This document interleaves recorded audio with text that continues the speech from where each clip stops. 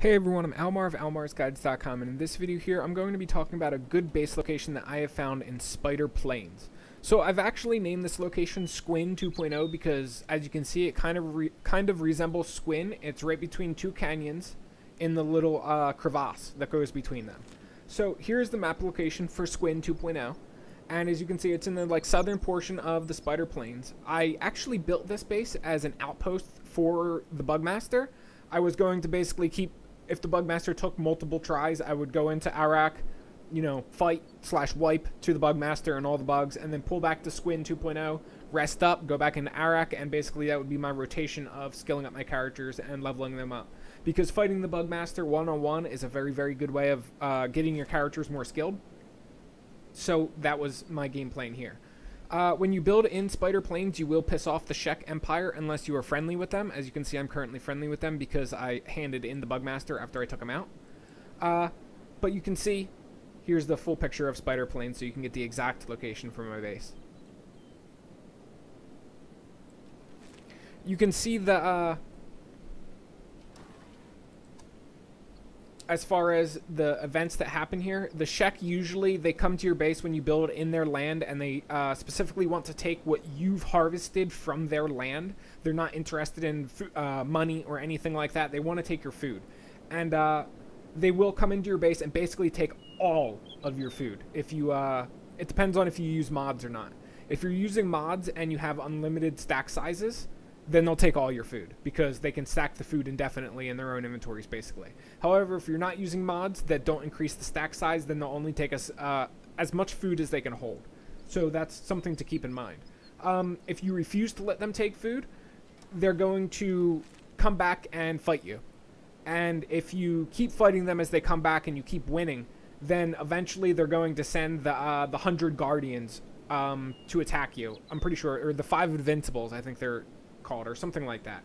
But essentially, a big party team of Shek show up, and they all got stats in the 70s, and it's really hard to beat them. And another thing that's worth mentioning too about the Shek is when they do beat you, they will basically take control of your town, and they'll patrol through your town and refuse to let you back in unless you beat them, which makes it quite challenging, because if you have a bunch of Shek in your town with stats in their 70s, you're gonna need a comparable team to fight them to get back into the town.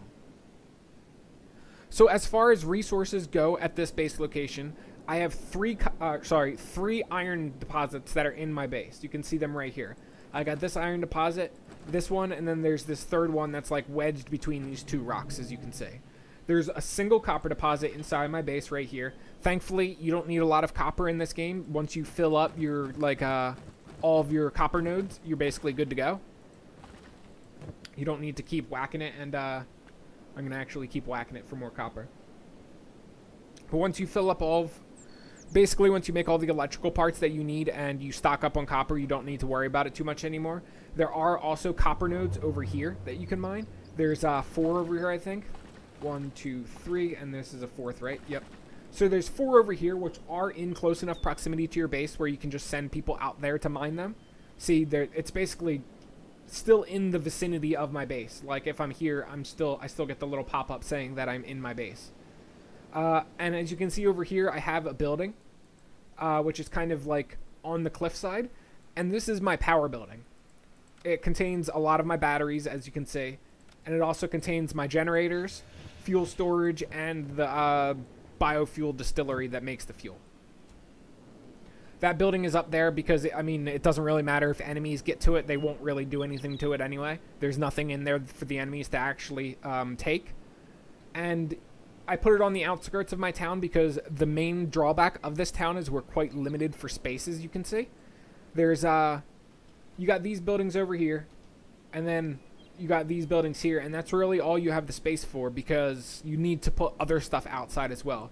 You need the iron plate processors, you need the steel bar processors, you need your stone mine, the stone processor if you're going to do it, you need wells to for your crops if you're going to grow crops. One thing you could do is you could actually expand to this back area here if you wanted to.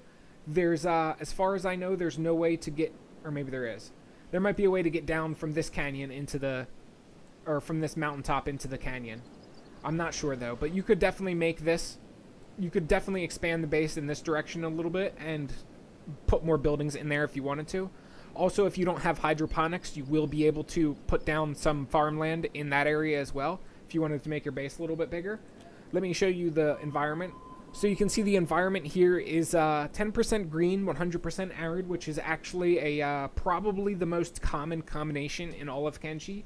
There's a lot of places that are 10% green, 100% arid. You got like you got Shem, I think Darkfinger, I think let me open the map. I know Shem is that way. I know Darkfinger is that way.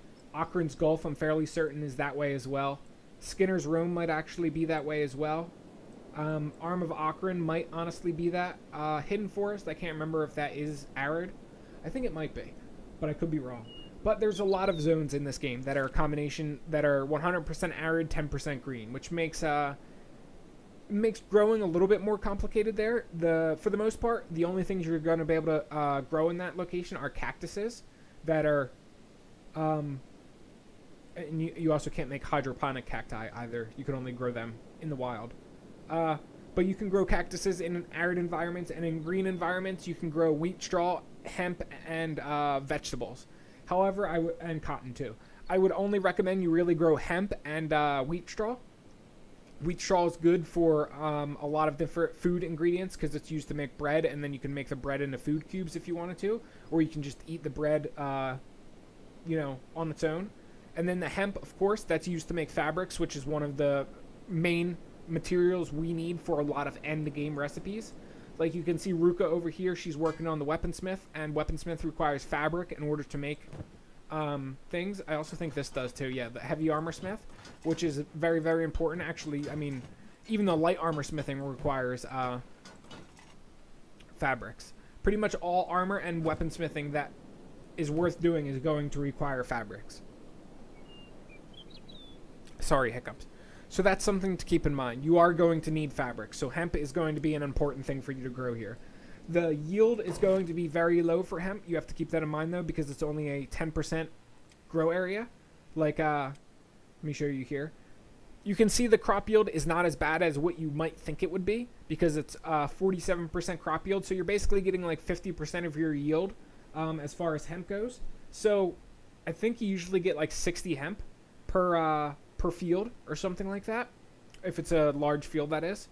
So you would only end up getting like 30 hemp instead, which isn't the end of the world, if I'm being completely honest. It's just like a very, very small, you know, hit to your hemp production. You're probably going to produce more hemp than you use anyway, so that's usually my experience. But hemp is good because you're going to need power at this location too, via the distilleries. The wind power here is unreliable, as you can see. My wind power output is only 25% right now. Let me turn on full speed. We'll turn on 3 times the speed and see if it shoots up. In my experience, wind power in this location is extremely unreliable. I don't think I've ever seen wind power completely stop, but I don't think I've also ever seen it get over like 50%. I'm fairly certain it's pretty much consistently been at like 25% wind power the entire time that I've been here. There we go. Now it shoots up to prove me wrong. So okay, it's gone up to it's gone up to 100% before, but I've never seen it drop to absolutely 0. The wind usually always blows here for some to some degree. So that is a nice perk of being here. One thing to keep in mind too, depending on where you build these wind things, you might have an issue building them. Like this final wall right here was very, very hard for my characters to build. Specifically this one short up here, I actually had to cheat to build that one short. Because my characters would not be able to reach that destination to actually build on it. Sometimes too, your characters will add materials to the wall and then just not finish constructing it. That happened actually over here. And what I had to do is I had to like run my character over to the wall like this. Come on, Soman, get over here. I had to run him over to the wall like this, get him really, really close, and then basically do this and select build while he was standing right next to the wall, and that would allow him to finish building it. If you need to use cheats for this town at all, the cheats you would use is hold down shift and press F12, and it will bring up this screen right here, which is I actually don't know what this screen is called. but it's an important one because you're going to be using it a lot with Kenshi. This screen is used if you ever make a building or wall or anything like that that is not owned by your faction. You can use this to basically delete it. So if anybody out there that's ever made a building, oops, hold on, and you plopped down that building, what is this? Interesting. You can change the interiors. That's interesting. I may mess with that to see what comes of it. But if you ever place down a building or a wall that you yourself can't do anything with, you have to hold down Shift, press F12, and then you click on the object, and then you can delete it. Let me see if I can actually do that with this tree. Nope, it won't let me click on that tree. Click on the rock. No. So I can delete the copper deposit if I wanted to, but I don't really want to delete the copper deposit. And it also won't technically delete the copper deposit. It will it'll be weird. It'll remove the copper deposit, allowing me to interact with it, but it won't actually delete it.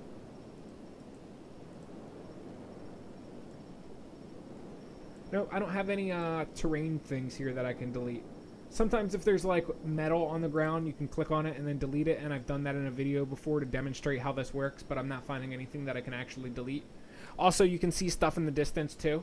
This tells you where all of the created things are. Workshop Complex, Red Saber Hideout, Empty Ruin, Swamped Lab, Ancient Labs. You can see everything in the distance here. It's a pretty cool, nifty little thing if you've never used it before. Like I said, it's good to know that it exists because you use it a lot when building in this game if you accidentally build a little bit too far outside of your town's little circle. But anyway, that's really all there is to this base. I would give this base actually better ratings than I would have anticipated. Like, I would probably put it maybe like 6 or 7 out of 10 because I really like the location. As far as lore goes, I think it's really cool calling this Squin 2.0. And like I said, oh, one thing I didn't bring up, or I got sidetracked. As far as base invasions go, you'll have to deal with the main Shek capital that will bother you here. You're also going to have to deal with Band of Bones. They will come in, they will send enemies in to attack you at this location constantly. Aside from Band of Bones, Kral's Chosen might also attack you here. If you do decide to side with the Shek, the Holy Nation will attack you here as well. One thing to keep in mind, though, is the Shek will send reinforcements to help you when the Holy Nation comes here to attack you. So it's not like you'll be facing the Holy Nation all on your own. But anyway, those are the only base invasions that I've seen here. Traders Guild and, Hivers will send caravans here from time to time. Traders Guild, I don't think I've ever seen send a caravan here. But anyway, that's all there is to it. Hopefully this video helped you guys out. Hopefully it illuminated you on this location. If I got anything wrong, left anything out, or forgot anything, please let me know in the comment section below. And if this video helped you out, please leave me a like because that helps me out. Aside from that, I will catch you guys around in my next Kenshi video. Peace.